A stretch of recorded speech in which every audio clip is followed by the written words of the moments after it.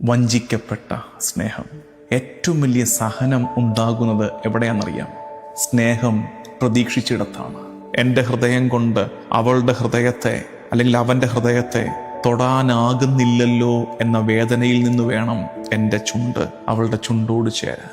അത്രയും ഹൃദയബന്ധമുള്ളിടത്ത് ആ ഹൃദയബന്ധത്തിൻ്റെ എക്സ്പ്രഷനായിട്ട് നടക്കേണ്ടതാണ് ചുംബനമെന്ന്.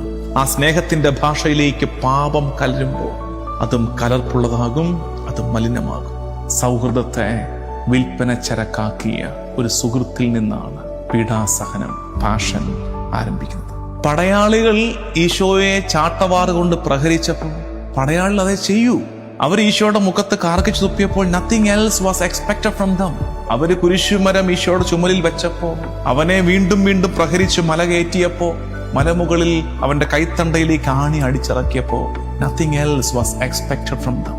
പീലാത്തോസിൽ നിന്ന് we don't expect anything else. പക്ഷേ സ്നേഹം പ്രതീക്ഷിച്ച ഒരിടമുണ്ട്.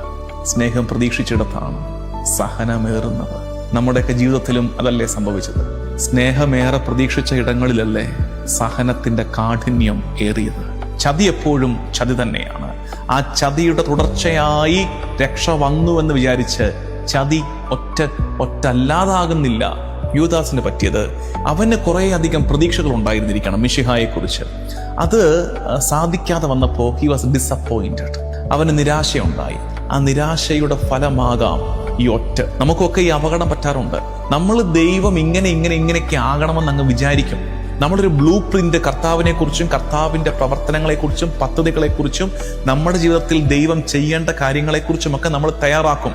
എന്നിട്ടോ അതുപോലെ നമ്മൾ ആഗ്രഹിച്ചതുപോലെ നടക്കാതെ വന്നാൽ നമുക്ക് ഡിസപ്പോയിൻമെന്റ്. ആ ഡിസപ്പോയിൻമെന്റിന്റെ, ആ നിരാശയുടെ അപകടം എന്നറിയാമോ? നമ്മൾ പാപവുമായി സംസാരം തുടങ്ങും.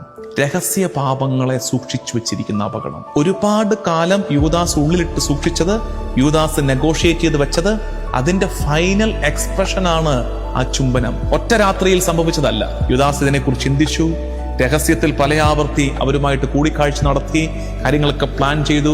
രഹസ്യത്തിൽ ചെയ്തതിന്റെ എക്സ്പ്രഷനായിട്ട് ഒരു പരസ്യ പാപം, ഒരു പരസ്യ ചുംബനം, ഒറ്റിന്റെ ചുംബനം നടപ്പിലാവുകയാണ്. അതുകൊണ്ട് ഓർത്തേക്കണേ, രഹസ്യ പാപങ്ങൾ മെല്ലെ നമ്മളെ കൊണ്ട് പരസ്യമായി പാപം ചെയ്യിക്കും.